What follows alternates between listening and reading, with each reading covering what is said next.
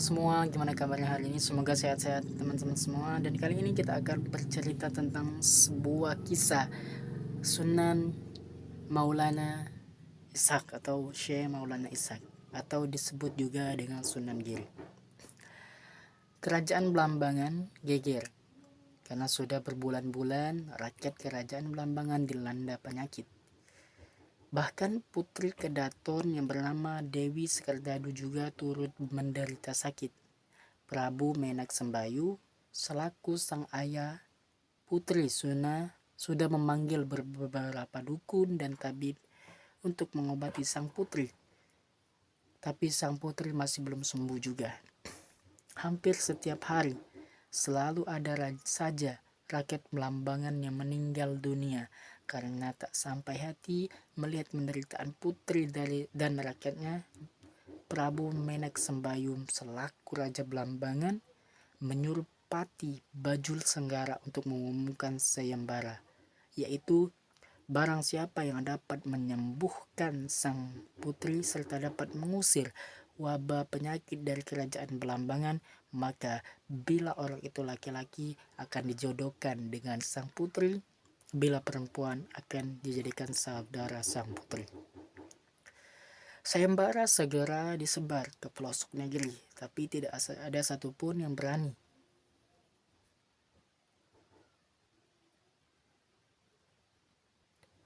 Tidak ada seorang pun yang berani untuk mengikutinya. Pada suatu hari ada seorang Brahmana bernama Resi Kandabaya menghadap raja. Brahmana itu berkata bahwa yang dapat menyembuhkan sang putri adalah seorang petapa di Gunung Resik, namanya Maulana Ishaq. Prabu Menak Sembayu kemudian mengutus Pati Bajul Senggara dan beberapa orang prajurit ke Gunung Gresik. 10 orang berkuda segera ke Gresik. Setelah menempuh perjalanan selama seminggu, sampailah utusan raja itu ke hadapan Maulana Ishaq ke Gunung Gresik. "Apa maksud kedatangan kalian kemari?" tanya Syekh Maulana Ishaq. "Kami diutus bahwa Tuanlah yang dapat menyembuhkan penyakit sang putri Dewi Sekardadu," jawab Pati Bajul Senggara. "Tuan pula yang sanggup mengusir wabah penyakit dari negeri Belambangan.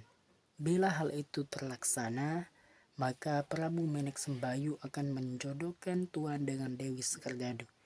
Namun bila Tuan tak dapat menyembuhkannya, maka Tuan akan dihukum mati." Syekh Maulana Ishaq diam beberapa saat kemudian berkata dengan suara berwibawa, "Agama Islam adalah agama yang baik. Suka menghormati tamu. Bila tamu yang datang dari jauh, aku tidak sampai hati mengecewakannya. Aku akan datang ke Belambangan untuk menyembuhkan putri dan rakyatnya Belambangan. Ini kulakukan dengan ikhlas, tanpa mengharapkan imbal jasa, bukan karena iming-iming akan dijodohkan dengan Dewi Sekardadu. Nah, sekarang berangkatlah kalian lebih dulu." Pati Bajul Senggara kemudian mengajak anak buahnya kembali ke Belambangan. Mereka harus menempuh perjalanan 1 minggu untuk sampai di Belambangan. Dari sini dapat disimpulkan betapa jauhnya jarak antara Gunung Gresik dengan Belambangan. Ketika Pati Bajul Senggara sampai di keraton Belambangan, hatinya terkejut bukan main. Suasana keraton tampak meriah sekali. Setelah diselidiki, ternyata Prabu Menak Sembayu sedang merayakan hari ke-7 pernikahan antara Dewi Sekardadu dengan Syekh Maulana Ishaq. Pati Bajul Senggara tercengang. Dia masih belum percaya atas keterangan beberapa pengawal kerajaan. Dia pun segera masuk ke dalam istana dan bertemu dengan Prabu Menak Sembayu. "Kemana saja kau ini, Pati?"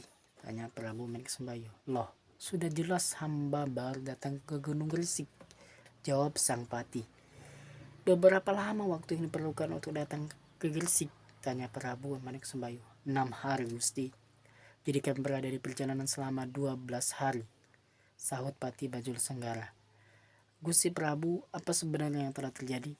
"Sungguh aneh, gumam sang Prabu. Pada hari ke-6 sejak kepergianmu ke Gunung Gresik, Maulana Ishak sudah datang ke istana ini. Dia telah berhasil menyembuhkan Dewi Sekardadu, dan sesuai dengan janjiku, maka aku jodohkan dia dengan putriku itu. Sekarang ini adalah perayaan hari ke-7-nya perkawinannya Maulana Ishak dengan putriku.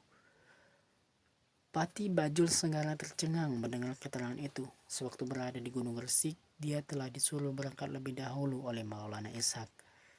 Tapi Maulana Ishak yang tampaknya hanya berjalan kaki itu ternyata sudah sampai lebih dahulu ke Belambangan. Berarti Maulana Ishak itu bukan orang yang sembarangan. Pati Bajul Sagara masih setengah percaya. Kemudian dia segera menemui Maulana Ishak. Dia khawatir jangan-jangan ada orang lain yang mengaku sebagai Maulana Ishak yang datang ke Belambangan.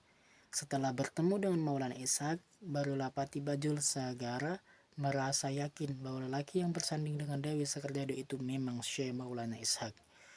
Sesungguhnya lah Syekh Maulana Ishak itu mempunyai karomah yang mengagumkan. Hanya dalam beberapa kejap mata dia dapat berpindah tempat dari Gunung Gresik ke Istana Belambangan.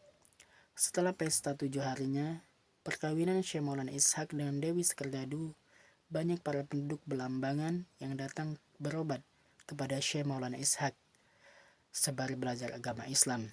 Mereka yang berobat seketika langsung sembuh, sehingga makin hari makin banyak penduduk yang simpati kepada Syekh Maulana Ishak. Tidak begitu lama Syekh Maulana Ishak sudah mempunyai pengikut yang jumlahnya tidak sedikit. Makin hari makin banyak penduduk Belambangan yang masuk agama Islam. Lama-lama para pembesar kerajaan termasuk Prabu Menak Sembayu menjadi khawatir dan marah atas pengaruh Syekh Maulana Ishak pada rakyat Belambangan. Lebih-lebih setelah mereka tahu bahwa agama Islam melarang pemeluknya makan daging yang tidak sembelih karena Allah. Ajaran Syekh Maulana Ishak melarang kesenangan mereka makan babi, ular, dan binatang-binatang haram lainnya. Juga melarang kesenangan mereka minum arak, berjudi, berzina, dan menyembah berhala. Maka Prabu Menak Sembayu menyuruh Pati Bajul Senggara mengerahkan tentara Belambangan untuk menyerang Syekh Maulana Ishak dan para pengikutnya. Syekh Maulana Ishak langsung maju ke depan ketika melihat pasukan Belambangan dikerahkan ke pesantrennya.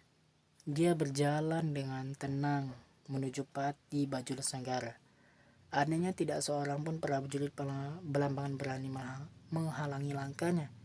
Tujuan dakwah Syekh Maulana Ishak adalah menyadarkan mereka bahwa mereka salah, bukan membasmi mereka yang berbuat salah. Maka Syekh Maulana meminta perang tidak diteruskan. Beliau bersedia meninggalkan Belambangan. Mendengar pernyataan itu, Pati Bajul Segara tidak meneruskan serbuannya. Bila Tuhan hendak meninggalkan kami, siapa yang akan membimbing kami belajar agama Islam? Tanya seorang murid seorang Syekh Maulana Ishak. Istriku sedang mengandung. Anak di dalam kandungannya itulah yang kelak akan melanjutkan perjuanganku, ujar Syekh Maulana Ishak.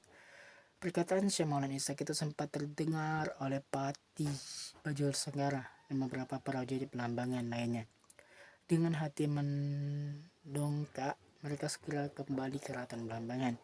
Kini tibalah saatnya Syekh Maulana Ishak berpamit kepada lainnya yang bisa hamil 8 bulan.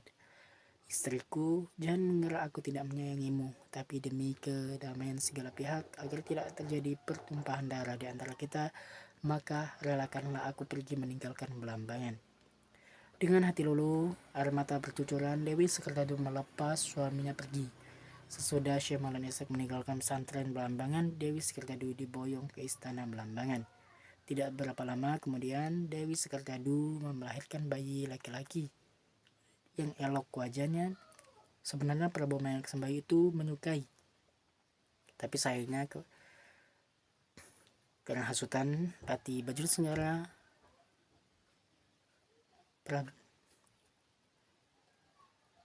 prajurit diperintahkan untuk membuang bayi itu sebagai sebuah peti mati di tengah samudra.